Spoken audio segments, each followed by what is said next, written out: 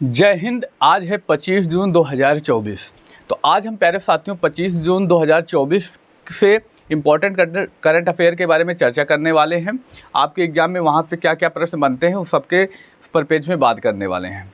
तो आइए चर्चा करते हैं प्यारे साथियों। आज की क्लास जो होगी खासकर उत्तर प्रदेश पुलिस एग्ज़ाम के लिए बहुत ज़्यादा महत्वपूर्ण होगी, क्योंकि आज उत्तर प्रदेश के बहुत ही इंपॉर्टेंट टॉपिकों को शामिल किया गया है। तो आइए हम चर्चा करते हैं। सबसे पहले हम बात करते हैं तो हमारा जो टॉपिक होगा आज से हम स्टार्ट करेंगे। आज स्टार्ट क्या करने वाले हैं प्यारे मित्र? उत्तर प्रदेश। उत्तर प्रदेश चर्चा में क्यों रहा, करंट अफेयर की दृष्टि से उन सब के बारे में हम चर्चा करने वाले हैं प्यारे मित्रों। तो देखते हैं उत्तर प्रदेश। आता है नाम उत्तर प्रदेश का। अगर उत्तर प्रदेश के परिप्रेक्ष्य में बात करते हैं प्यारे मित्रों, तो उत्तर प्रदेश का जिला है महाराजगंज, जो नेपाल के साथ सीमा साझा करता है। तो आप जानते हैं नेपाल के साथ साथ कौन से जिले? पीलीभीत, लखीमपुर खीरी, बहराइच, श्रावस्ती, बलरामपुर, सिद्धार्थनगर, महाराजगंज। इतने ज़िले जो है नेपाल के साथ सीमा साझा करते हैं। तो महाराजगंज बिहार के साथ भी सीमा साझा करता है।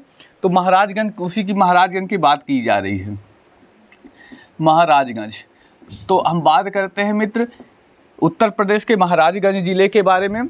तो महाराजगंज ज़िले के बारे में क्यों इम्पोर्टेंट है? तो अभी अगर हम बात करें, अभी हाल ही के दिनों में हम बात करते हैं मित्रों, तो यहाँ पर क्या किया गया है? तो यहाँ पर जो लाल सिर वाले, जिसके लाल सिर मतलब लाल सिर वाले गिद्ध होते हैं, उनके सिर पर थोड़ा सा पंख उनके लाल होते हैं। तो उनके परिप्रेक्ष्य में बात कही गई है कि लाल सिर वाले जो गिद्ध हैं उनके संरक्षण के लिए दुनिया का पहला संरक्षण केंद्र बनाया गया है। किसके, कहाँ पर? हम बात करते हैं किसके बारे में? तो लाल सिर वाले गिद्ध का संरक्षण करने के लिए विश्व का पहला संरक्षण केंद्र बनाया गया है। विश्व का पहला लाल गिद्ध संरक्षण केंद्र बनाया गया है। लाल गिद्ध संरक्षण केंद्र बनाया गया है। दरअसल अभी हम बात करते हैं जो लाल सिर वाले गिद्ध होते हैं, इनको रेड डाटा बुक में शामिल किया गया है। अब ये रेड डाटा बुक क्या होती है? तो जो विलुप्त होते मतलब जो पक्षी, जो जंतु विलुप्त होते हैं, उनको उसमें शामिल किया जाता है। तो उसी के परिप्रेक्ष्य में हम बात करते हैं लाल सिर वाले गिद्ध का संरक्षण करने के लिए विश्व का पहला लाल गिद्ध संरक्षण केंद्र बनाया गया है। कहाँ पर? अगर हम बात करें उत्तर प्रदेश, उत्तर प्रदेश के किस जिले में? तो उत्तर प्रदेश का जिला आता है महाराजगंज जिला। जो ये गिद्ध है इसे भैया एशियन किंग वल्चर के नाम से जानते हैं। इस गिद्ध को हम बात करते हैं, यह गिद्ध किस नाम से? तो हम बताएंगे प्यारे मित्र, ये जो गिद्ध है एशियन किंग वल्चर के नाम से प्रसिद्ध है। एशियन किंग वल्चर के नाम से विश्व में प्रसिद्ध है।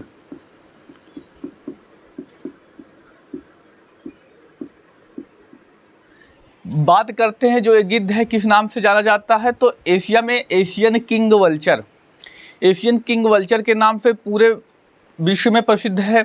इस वजह से बहुत ज़्यादा इम्पोर्टेंट हो जाता है। अपनी एक प्रजाति को बचाने के लिए उत्तर प्रदेश सरकार ने क्या किया है? महाराजगंज जिले में पहला लाल गिद्ध का संरक्षण करने के लिए विश्व का पहला लाल गिद्ध संरक्षण केंद्र बनाया है। अगर हम बात करते हैं प्यारे साथियों, अगर इसी के परिप्रेक्ष्य में हम बात करें तो इस केंद्र का नाम क्या रखा गया? इस केंद्र का नाम अगर बात करें कि इस केंद्र के नाम के परिप्रेक्ष्य में चर्चा करें मित्रों, केंद्र का नाम जो रखा गया, इस केंद्र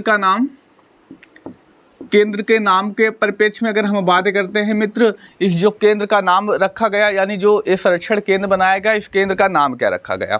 अगर बात करते हैं तो जटायु संरक्षण एवं प्रजनन केंद्र। क्या रखा गया प्यारे साथियों? जटायु संरक्षण एवं प्रजनन केंद्र।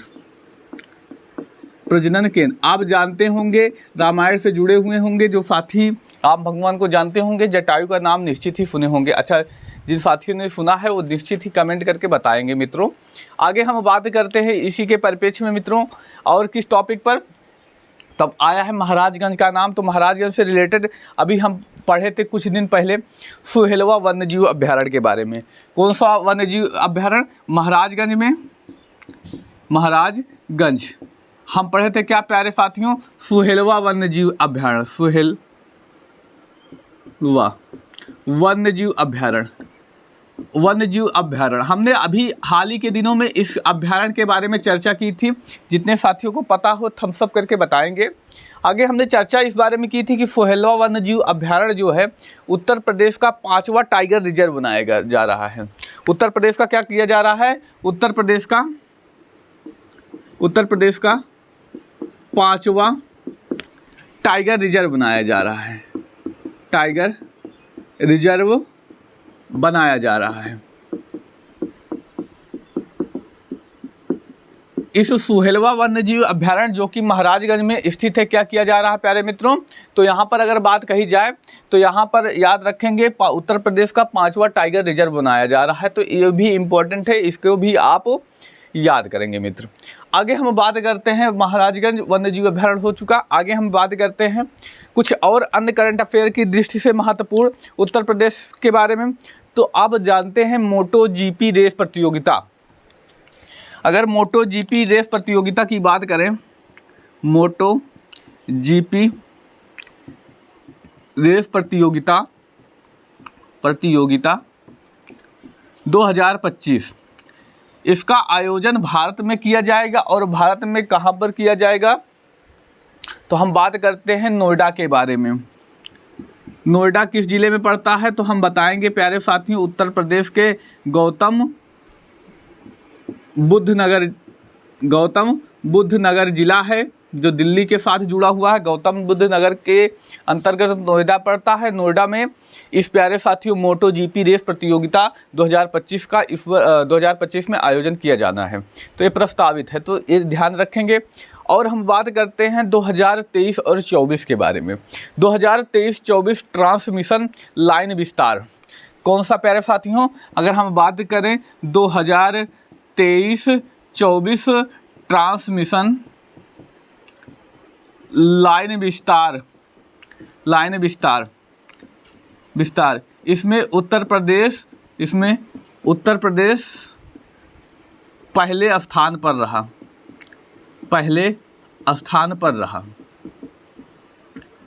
क्या हुआ प्यारे साथियों? 2023-24 माफ कीजिएगा, 2023-24 ट्रांसमिशन लाइन विस्तार, इसमें उत्तर प्रदेश क्या रहा प्यारे साथियों? उत्तर प्रदेश जो रहा हमारा पहले स्थान पर रहा। आगे हम बात करते हैं, उत्तर प्रदेश का नाम आया है तो उत्तर प्रदेश से कुछ ऐसी योजनाओं के बारे में चर्चा कर लें जो आपके एग्जाम में पूछी जाती है, अक्सर पेपरों में पूछी गई है। हम बात कर लेते हैं उत्तर प्रदेश की कुछ प्रमुख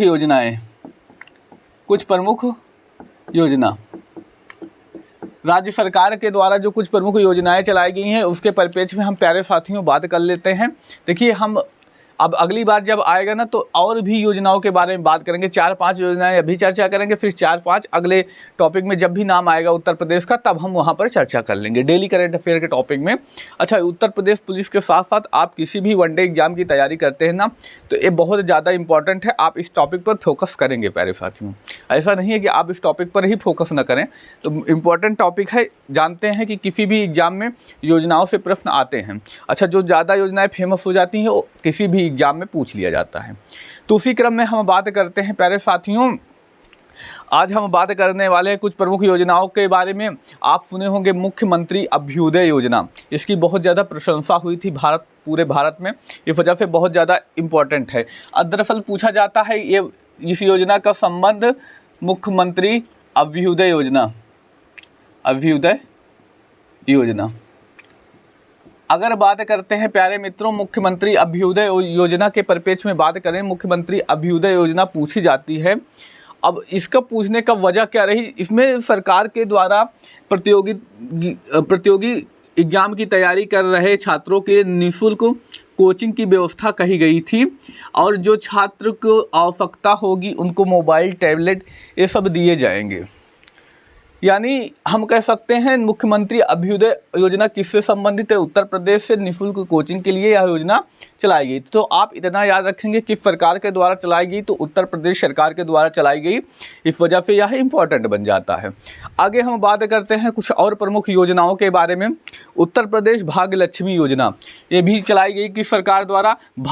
उत्तर प्रदेश भाग्यलक्ष्मी योजना, उत्तर प्रदेश भाग्यलक्ष्मी योजना, भाग्यलक्ष्मी योजना। ये भी कह सकते हैं जो बेटी बचाओ बेटी पढ़ाओ योजना के अंतर्गत ही प्रमोट की गई योजना है उत्तर प्रदेश भाग्यलक्ष्मी योजना। लेकिन जब आपके एग्जाम में पूछेगा ऐसे भाग्यलक्ष्मी योजना किस राज्य सरकार से संबंधित है, तो आप बताएंगे मित्र उत्तर प्रदेश से संबंधित है, क्योंकि आप अभी जो एग्ज़ाम हो चुका रद्द हुआ उसमें देखेंगे योजनाओं से हर शिफ्टों में एक प्रश्न देखने को मिले हैं, तो योजनाएं पर आप फोकस करके जाएंगे। आखिर बात करते हैं मुख्यमंत्री कन्या सुमंगला योजना, उसके परिप्रेक्ष्य में बात करें। मुख्यमंत्री कन्या सुमंगला योजना, सुमंगला योजना, इसके परिप्रेक्ष्य में भी बात करें मुख्यमंत्री कन्या सुमंगला योजना के परिप्रेक्ष्य में, तो यही आप याद रखेंगे प्यारे साथियों, ये भी उत्तर प्रदेश की उत्तर प्रदेश सरकार की एक योजना है। आगे हम बात करते हैं अगली योजना विश्वकर्मा श्रम सम्मान निधि योजना। कौन सी योजना? तो हम बात करेंगे मित्र विश्वकर्मा श्रम सम्मान निधि योजना। ये भी किस साथ ही कहाँ चलाई गई? तो उत्तर प्रदेश सरकार के द्वारा चलाई गई है। इसकी डेट भी याद रखेंगे क्योंकि अभी यह सबसे ज़्यादा चर्चा में रही। अभी इलेक्शन के टाइम में ये बहुत ज़्यादा चर्चा में रही। इसको चलाया गया था 24 जनवरी 2019 को चलाई गई थी। यह योजना कब चलाई गई थी मित्रों? तो 24 जनवरी 2019 में इस योजना को चालू किया गया था। तो उत्तर प्रदेश से आज इतने महत्वपूर्ण टॉपिक, और हम बात करेंगे उत्तर प्रदेश पुलिस एग्जाम के लिए और भी किसी वनडे एग्जाम के लिए स्टेपीज मतलब विश्व के घास के मैदान के बारे में भी आगे चर्चा करेंगे। परंतु अभी कुछ और महत्वपूर्ण करंट अफेयर हैं, उनके बारे में हम डिस्कस कर लेते हैं, तब आगे बढ़ा जाए। तो प्यारे साथी कहीं जाइएगा नहीं, बने रहिए।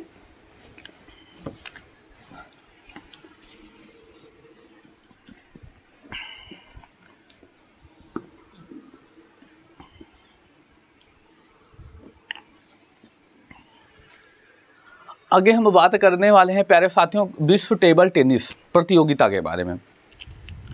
विश्व टेबल टेनिस प्रतियोगिता के बारे में अगर हम बात करें, इम्पोर्टेंट क्या होगा यहाँ से हम सब विषय पर चर्चा करेंगे। विश्व टेबल टेनिस प्रतियोगिता,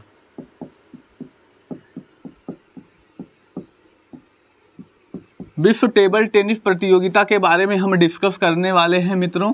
इस विश्व टेबल टेनिस प्रतियोगिता के परिप्रेक्ष्य में अगर हम बात करें तो अभी यह क्यों ज़्यादा सबसे इम्पोर्टेंट चर्चा में है, तो अभी विश्व टेबल टेनिस कंटेंडेंट एकल खिताब जीतने वाली पहली भारतीय बनी है कौन, तो उसके बारे में ये चर्चा करेंगे। तो बहुत ज़्यादा इम्पोर्टेंट होगा, हालांकि ये पहली भारतीय हैं तो इस वजह से बहुत ज़्यादा इम्पोर्टेंट होगा। तो हम बात करते हैं विश्व टेबल टेनिस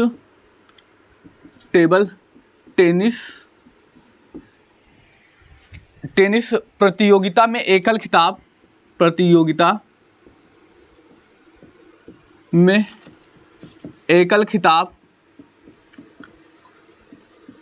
जीतने वाली पहली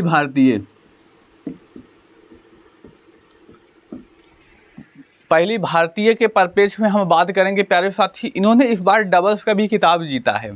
हालांकि डबल्स के खिताब आपके एग्जाम में 101% नहीं पूछेगा, लेकिन सिंगल वाला जो खिताब है 1001% आप 100 का 10 गुना भी कर दें तब भी ये प्रश्न निश्चित ही आपके किसी न किसी एग्जाम में देखने को मिल जाएगा। तो कौन जीता है? तो श्रीजा आकुला जीती हैं। कौन प्यारे साथियों?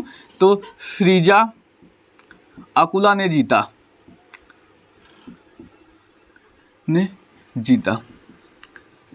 ये प्यारे साथियों ये टेबल टेनिस के लिए ओलंपिक खेलों के लिए भी क्वालिफाई कर चुकी हैं। तो ये भी याद रखेंगे, क्या पता इनके माध्यम से बहुत अच्छे खिलाड़ी हैं, टेबल टेनिस में आपको एक और पदक देखने को मिले। तो आगे हम बात करते हैं, कौन जीता? श्रीजा अकुला जीती हैं। किस राज्य से संबंधित हैं? बताइए कहाँ से इनका है घर है? तो हैदराबाद।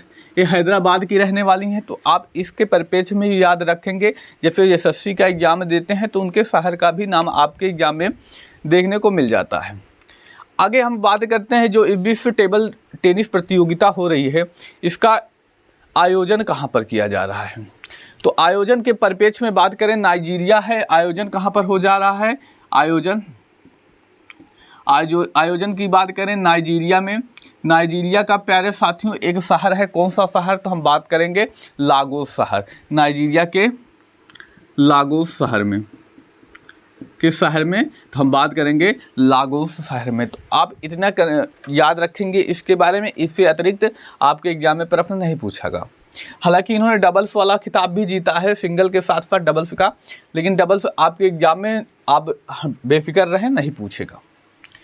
आगे हम बात करते हैं, राष्ट्रीय पोषण उत्सव 2024 मनाया गया। कहाँ पर मनाया गया इसके बारे में बात करते हैं। बात करें प्यारे मित्रों, राष्ट्रीय पोषण उत्सव 2024 अभी पिछले दिनों ये राष्ट्रीय पोषण उत्सव 2024 मनाया गया। अगर हम बात करें या कहाँ पर मनाया गया, तो आप अपने पड़ोसी देश श्रीलंका का नाम याद रखेंगे। श्रीलंका का नाम याद रखेंगे।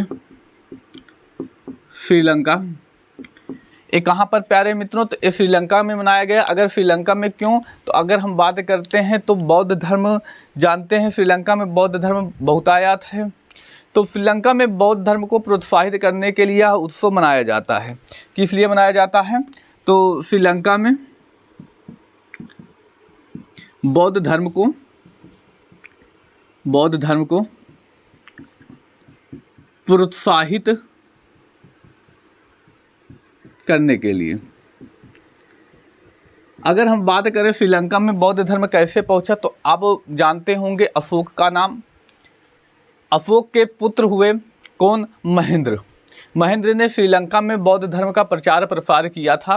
तो आप इतना याद रखेंगे प्यारे मित्रों, आप याद रखेंगे राष्ट्रीय पोषण उत्सव 2024। अब श्रीलंका की बात आई है तो हम बताएंगे भारत और श्रीलंका तो हम इसके बीच पाई जाती है पाक जलडमरू मध्य, पाक जल संधि जिसको कहते हैं। पाक जल संधि प्यारे साथियों भारत और श्रीलंका को अलग करती है। तो आप ये भी याद रखेंगे कौन सी संधि। हालांकि जब पाक का नाम आता है, जो नए साथी होंगे जिस तैयारी नया स्टार्ट किया होगा ना, तो वो चले जाते हैं पाकिस्तान की तरफ। तो आप याद रखेंगे पाकिस्तान नहीं, भारत और मित्रों किसके बीच है? श्रीलंका के बीच है। तो आगे हम इसी के परिप्रेक्ष्य में बात करते हैं। यहाँ पर नाम आया है बौद्ध धर्म का। तो बौद्ध धर्म से कुछ महत्वपूर्ण तथ्य पर हमें चर्चा कर लें तो वो भी इम्पोर्टेंट है, क्योंकि वहाँ से आपके एग्जाम में प्रश्न बनते हैं। महात्मा बुद्ध के बारे में यानी बौद्ध धर्म के बारे में हम चर्चा करें तो बौद्ध धर्म के परिप्रेक्ष्य में देखें तो सबसे पहले पूछा जाता है तो जन्म कहाँ पर हुआ? जन्म लुम्बिनी में हुआ। कहाँ पर प्यारे मित्र? जन्म लुम्बिनी में हुआ। एक प्रश्न जो पूछा जाता है, जिनका जन्म कहाँ पर हुआ? लुम्बिनी में। इनको ज्ञान की प्राप्ति कहाँ पे हुई? तो ज्ञान बोध गया में प्राप्त हुआ, जो कि कहाँ पर पड़ता है? बिहार में पड़ता है। कहाँ पर? ज्ञान बोध गया में प्राप्त हुआ। अगर हम बात करें फर्स्ट उपदेश, पहला उपदेश, फर्स्ट उपदेश कहाँ पर दिया? तो इन्होंने कहाँ पर दिया था? तो आप याद रखेंगे सारनाथ में। सारनाथ में उन्हीं अपने 5 मित्र जो बाद में उनके शिष्य बन जाते हैं, 5 जो है फर्स्ट उपदेश की बात करें, पहला उपदेश कहाँ पर दिया? तो सारनाथ में दिया। सारनाथ। अब इनके जो पहला उपदेश था किस नाम से जाना गया? धर्मचक्र परिवर्तन के नाम से। किस नाम से मित्र? तो धर्मचक्र परिवर्तन के नाम से जाना गया। इसको भी आप अपने एग्जाम के लिए बहुत महत्वपूर्ण मानकर याद रखेंगे। आगे हम बात करते हैं सर्वाधिक उपदेश उन्होंने कहाँ पर दिए? सर्वाधिक बात करते हैं सर्वाधिक उपदेश की बात करें तो इन्होंने श्रावस्ती में। और अंतिम उपदेश कहाँ पर दिए, यानी इनकी मृत्यु कहाँ पर हुई? अंतिम उपदेश के बाद हम मृत्यु की बात करते हैं तो उत्तर प्रदेश में ही हुई। उत्तर प्रदेश में कौन सा? तो हम बात करेंगे कुशीनगर जिला। कुशीनारा पहले जाना जाता था, वर्तमान में इसे कुशीनगर के नाम से जाना जाता है। कुशीनगर, कुशीनगर। इनकी इस मृत्यु को की घटना को क्या कहते हैं, तो महापरिनिर्वाण कहा जाता है। क्या कहा जाता है प्यारे मित्रों, महापरिनिर्वाण कहा जाता है, जिसे हम महापरिनिर्वाण कर देते हैं। बुद्ध के बारे में इतने महत्वपूर्ण तथ्य। अभी और हम बात करते हैं प्यारे साथियों, अभी दो प्रमुख उत्सव पिछले दिनों के में हमने चर्चा की, उसके बारे में बात करें तो मालाबार रिवर फेस्टिवल। कौन सा? Malabar river festival. इसको बताएंगे आप, फेस्टिवल कहाँ पर मनाया गया, तो कहाँ पर? केरल में मनाया गया। आगे हम बात करते हैं जो अगला जो मनाया गया हेमिस महोत्सव अभी मनाया गया, तो कहाँ पर? लद्दाख में हेमिस महोत्सव। कहाँ पर? लद्दाख में।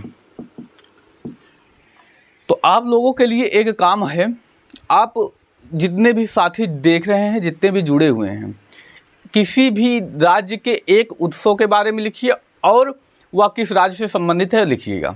जैसे हमने अभी यहाँ पर चर्चा की हेमिस महोत्सव लद्दाख, तो आप ऐसे कोई भी महोत्सव, हेमिस महोत्सव लद्दाख, हेमिस महोत्सव लिखिए, ब्रैकेट में करके लद्दाख लिख दीजिए। ये आपको कमेंट में करके बताना है। अब हम आते हैं अपने स्टैटिक पोर्शन की तरफ, जो आपके एग्जाम के लिए इम्पॉर्टेंट होगा। स्टैटिक पोर्शन में हम बात करेंगे आज विश्व के घास के मैदान में के बारे में। हालांकि यशस्वी की दृष्टि से भी देखें और यूपी पुलिस वाले खासकर साथी की उसके अकॉर्डिंग देखें तो पिछले वर्षों के पेपरों में देखा जाए हर एक मतलब बहुत ज़्यादा यूपी के एग्जाम में घास के मैदान पूछे जाते हैं, तो उस पर भी फोकस कर लेते हैं।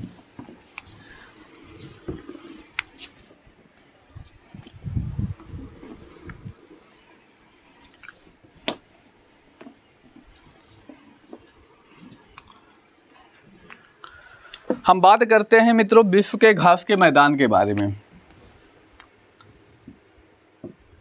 विश्व के घास के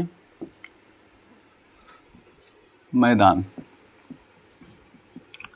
दरअसल हमें इसलिए इम्पोर्टेंट होता है क्योंकि यहाँ पर जो घासें पाई जाती हैं बहुत ज़्यादा पौष्टिक भी होती हैं और देखने में भी अच्छी लगती हैं, तो इस वजह से यहाँ पर टूरिस्ट का भी विकास होता है और अच्छे किस्म के अच्छे नस्ल के जानवर भी पाए जाते हैं, जिससे इनका मतलब एक तरफ से व्यापार हो जाता है, एक तरफ से बहुत अच्छे से मैनेज करते हैं हुए चलते हैं, तो इस वजह से बहुत ज़्यादा इम्पोर्टेंट है।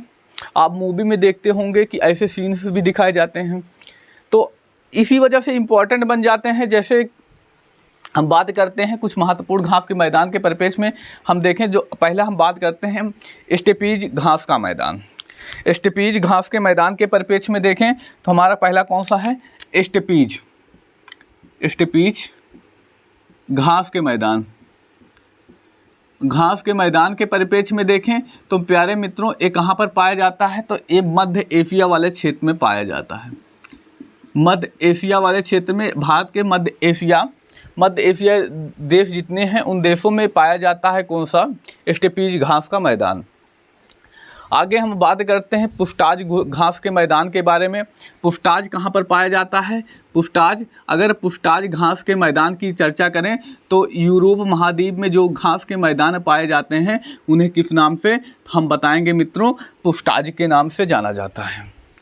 आगे हम बात करते हैं ऑस्ट्रेलिया के घास के मैदान के बारे में, तो डाउन्स के नाम से जाना जाता है। किस नाम से प्यारे मित्रों? डाउन्स घास का मैदान।